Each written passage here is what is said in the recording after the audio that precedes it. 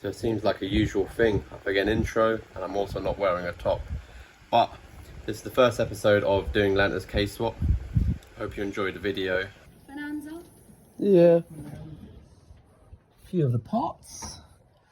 This was from S2K Racing, Raheem Rashid. As you can currently see. Yeah, I've got them on. Got 1.4. Oh, AC's in it as well. How are we going to get that out? Off camera. Off camera. So this here is my D14 Auto that Vishal and friends will be changing to a K20. And bear in mind today's date is 21st of July. This car has to be driving before Honda Euro Meet, which we leave on the 23rd. We still got to make an exhaust. The 23rd of August. We've got 23rd of August, yeah, sorry. 23rd of August. And yeah, everything is literally still 1.4 automatic. Mind the mess is obviously we're doing it down at my garage instead of theirs. But yeah, nice little stance EJ9, low mileage, no rust. Yep. First thing I'm doing is fitting the manual pedals. We did previously fit we're fitting the manual accelerator and brake. We did previously fit the clutch pedal and we just left it there. It's just because it was literally a 5-minute job. Took quite quick to do. This is how the pedals look now, and now they look like this. So as you can see, all 3 pedals are now in. We're going to put the plastic cowling around the UJ joint steering column. At the moment, we're not going to do it because the UJ has to come out. We're using a DC2/MB6/EG. They're all the same, except for the rack's slightly different. Fitment wise, they're all the same. And once that is back in, we're going to fit plastic back on. So it looks all OEM underneath the pedals, underneath the dash. Alright, so we just got the engine all draining at the moment. That definitely hasn't been changed in the ownership. That Lanter's had the car. Next is going to be the gearbox fluid once this is fully drained. And then we're going to drain the coolant. Hopefully that's all cooled down. And yeah, we'll start removing the AC. We've got someone coming to remove the AC for us. As AC gas, you can't be exposed near it due to it being poisonous. But everything else we can do nicely. Next will be the torque mounts. On a D series, you've got 5 mounts, including these mounts that go over here. Hopefully you can see it. They go over here. They just basically stop the engine from rocking front to back. And there's also one on that side as well. You've got one engine mount up, one gearbox mount, one there, and then one on the back. So just gonna remove the rear one and these 2 side ones. Because technically, because this engine's coming out, we only need 2 to hold it in for now. And when the K-swap goes in, obviously subframe first. Radiator mounts will be, feet will be moved from here, well, to the correct places to fit the EP3 radiator. And yeah. Let's see what we get up to. We're just draining the coolant. We've now got James on the scene. He's giving us a little hand. Lana and both Brandon have gone. I don't think I've introduced those guys as well.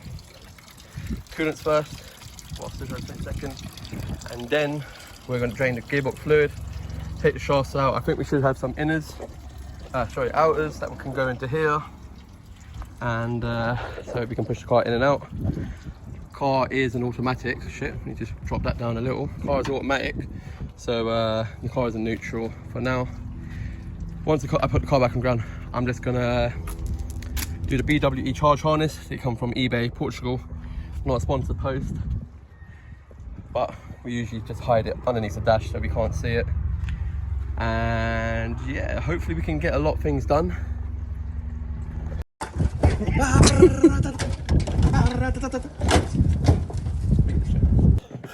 Now we're underneath the car, taking the 4 10mm bolts to hold the automatic shifter.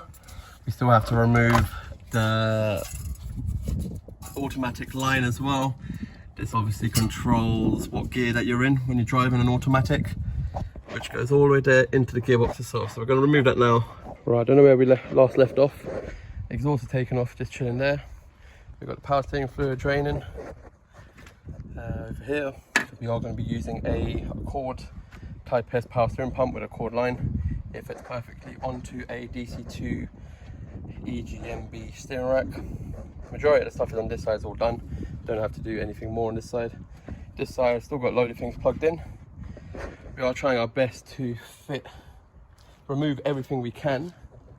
You can see now, shifter's out of here. The pedals are done.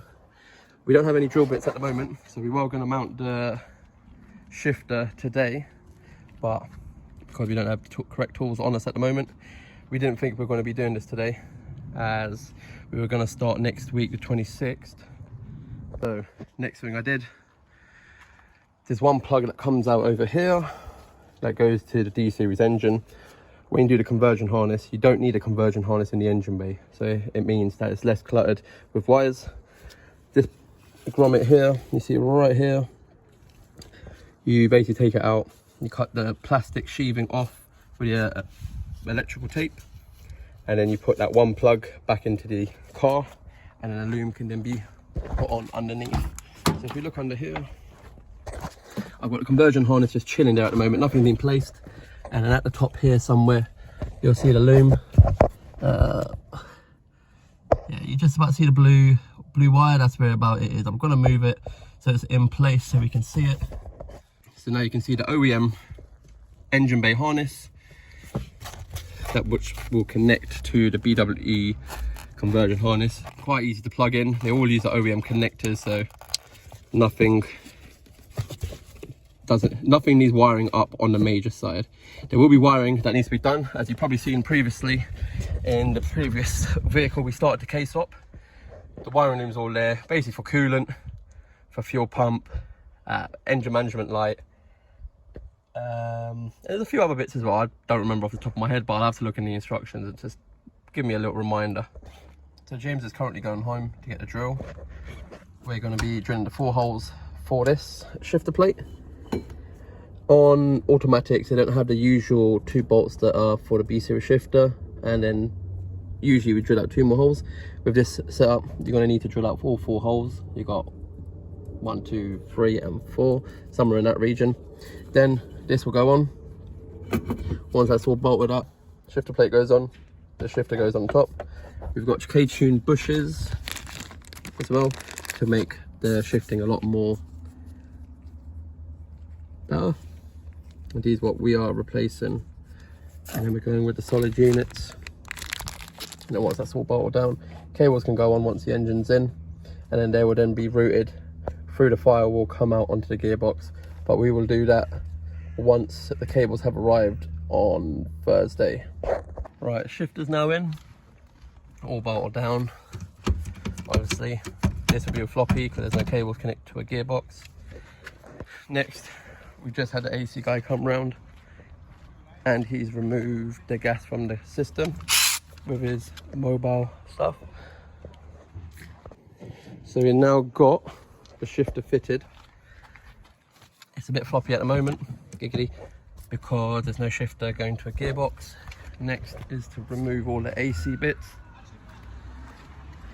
So we just had the mobile AC guy come round, he just removed all the gas from the system. And now we can remove all the AC stuff. Plastic around the shifter now mounted. Had to trim a little bit just for the cables to go through. So we've done the most that we can do for today. Until the rest of the boys are here, we'll get the engine out. They'll bring the other engine and the subframe. Now you can see the amount of movement we got now. There's only that mount there, as well as that mount there holding this engine in.